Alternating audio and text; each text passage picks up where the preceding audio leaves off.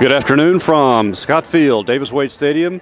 Steve, we thought the Bulldogs would win. We weren't sure they would dominate the way they did, but after a slow first quarter and even a slow first half, you call, they just took complete control, took care of Arkansas, and now it's on to the game that matters.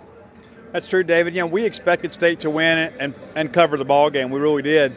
We didn't expect them to come out and just absolutely blow Arkansas away. And to be fair, State kind of beat Arkansas in submission, and that's one thing that they have done in recent weeks is, despite the game being over, they have battled back, but not against this Bulldog defense. The Bulldog defense kept their foot on their throats even late in the ball game. There was a lot of pride. They were getting ready to go for it on fourth down. All of a sudden, you see Willie Gay grab a helmet and go back in. So it was important to keep them out of the end zone. And, David, you've got a rather interesting stat about Bulldog defensive touchdowns this year. Yes, there's nothing official about it. I know Bill Martin will work on this as best he can because there's been so many variations over the years in how many home games. I mean, when I was in school, 2 home games was all you had. The rest were in Jackson, so that was kind of frustrating, obviously. But this team has allowed three touchdowns in 28 quarters on the home field. Yes, you had a couple of non-conference patsies in there, but that's still pretty impressive considering what you've done. This defense just finds ways every week to get better, and today they came up with a couple of turnovers. They're still looking for those turnover points, but they almost had it in special teams when Chris Rayford, of all people, obviously Mr. Special Teams Wizard, comes up with a loose ball at the 4-yard line to set it up. But yeah, the defense played its usual game. They took a lot of pride. The one touchdown Arkansas scored was called back on a play, and C.J. Morgan said, yes, he was definitely held on that play. So they just did their job. They keep getting better and better, and they are hitting their peak, if you can call it that, here as you go into the Egg Bowl. That's true, David, and this is the game that State needed to play a lot of people, get a lot of the starters out of there in the fourth quarter, so no undue targeting penalties, no silliness. I have no idea what you're referring to. Yeah, right.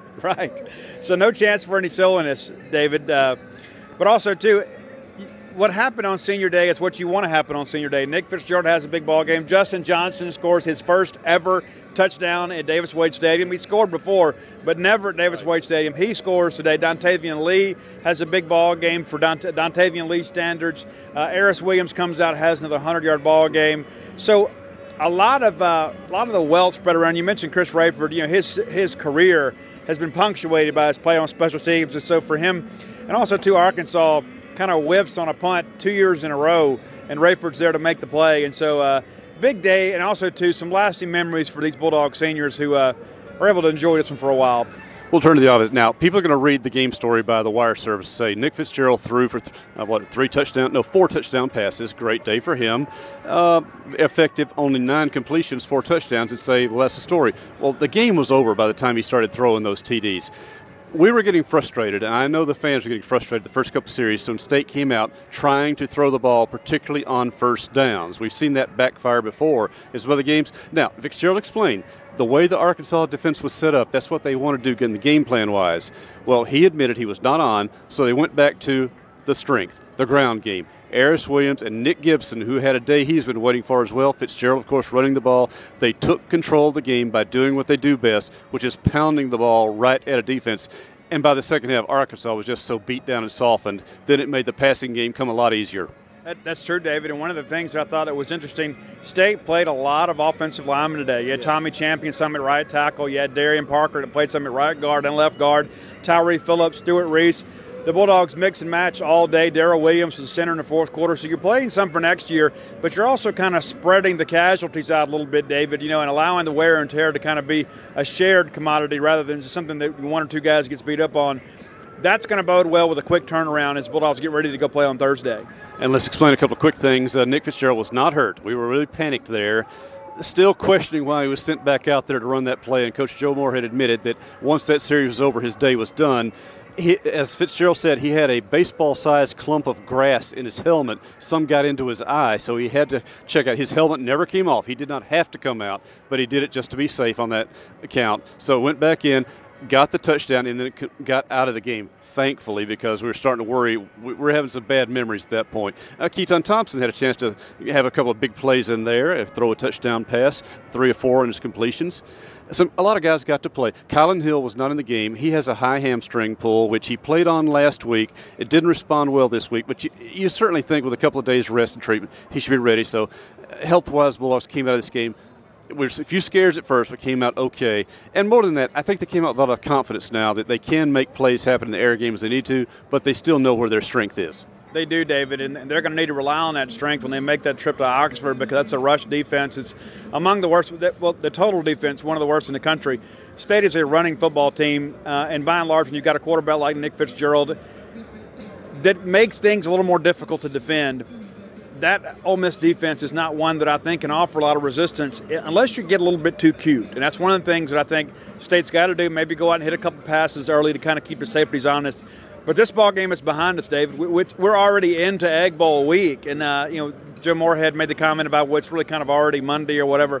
Where have we heard that before? Yeah, that's true. But the bottom line is the Bulldogs are now getting a meal. They're getting treatment. They're getting prepared to enjoy today's ball game. They will get on Ole Miss first thing in the morning, and then, that's the big part of this thing now, David, is it's a quick turnaround. We'll have players on Monday and Tuesday, and the next thing you know, Thanksgiving's here. Well, and I know a lot of fans were unhappy about the 11 o'clock kickoff time. As it turned out, the weather was great in most situations. But think about this, people, especially those of you who turned it down a chance to come watch Senior Day and watch one more win on Scott Field. Don't pass up those chances. Come on. By the 11 o'clock kickoff, they get that much more rest time. And face it, when you're working a short week and you're at home too, you have the advantages now of getting rested and ready just a little bit faster than the team you're playing on Thursday, who is playing tonight on the road. That's true, and I don't know how much of a factor that is, but given the choice, I'm sure the coaching staff would choose to be able to be home in the familiar surroundings, get the ball game over, and begin. They can go and start packing the truck for the trip to Oxford. And so I would much rather be that. And I understand, fans prefer a night game. I prefer night games too. I want what's best for the players and for our fans. But in a day like today, when you begin to look at the fact that it's a short turnaround, there are some advantages to playing the early kickoff because now, Ole Miss hasn't even shown up at the venue yet and started taping ankles, and the Bulldogs are already done and headed to their dorms, and some of them are out here in the Junction now having a little barbecue. So, I would. Let's hope that's all they're having in the Junction right now. Absolutely, David. But the bottom line is, Bulldogs get the big win, get out of here healthy. Now it's time to go play Ole Miss. Quickly on the defense again. 12 tackles for Jonathan Abram, 3.5 tackles for losses, 1.5 sacks credited, a fumble recovery for 6 yards, 2 quarterback hurries, a fumble forced.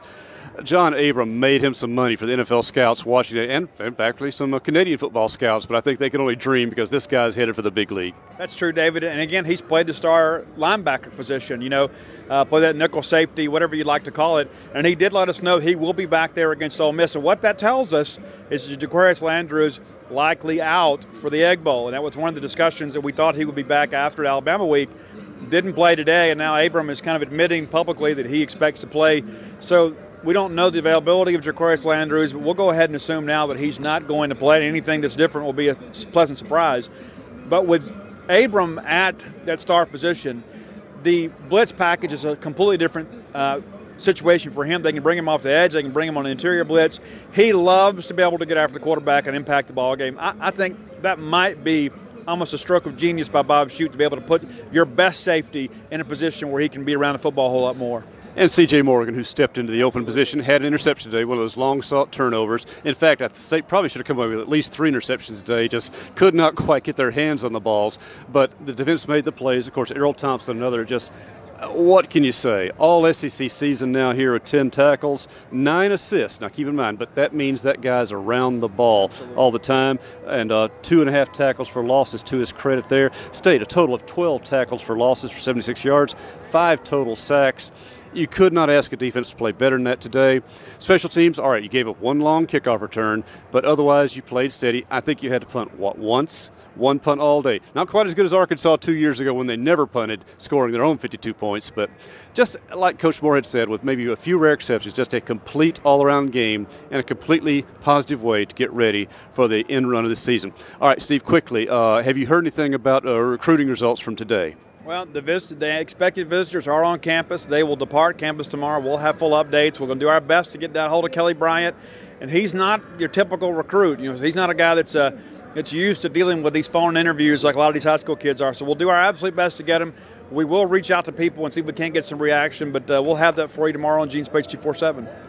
So, more to look forward to, an expedited week. Now, this week, we'll have our usual Monday press conference with Coach Joe Moorhead, but we'll also get a number of players. It's kind of tough because some of the guys have classes. I believe classes end on Wednesday here, but some guys still have obligations, particularly those in graduate school as well.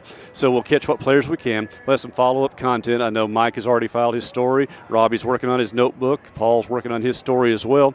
Steve, you'll have your videos up. Gene will have the photo spread tonight or tomorrow at some point, especially for a lot of the seniors who played. A chance to celebrate that.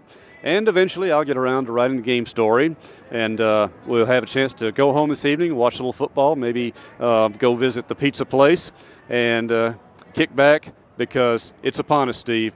The one that matters is upon us, and we'll be watching today. Remember, pull for Syracuse to lose, probably pull for Texas to lose the way things are shaking up. Tampa is still within Mississippi State's sights if the college football playoff rankings continue as they are. And, of course, take care of, again, the game that matters. So for our entire team from Gene's Page 24/7 here at Davis Wade Stadium on Scott Field, for Steve Robertson, this is David Murray.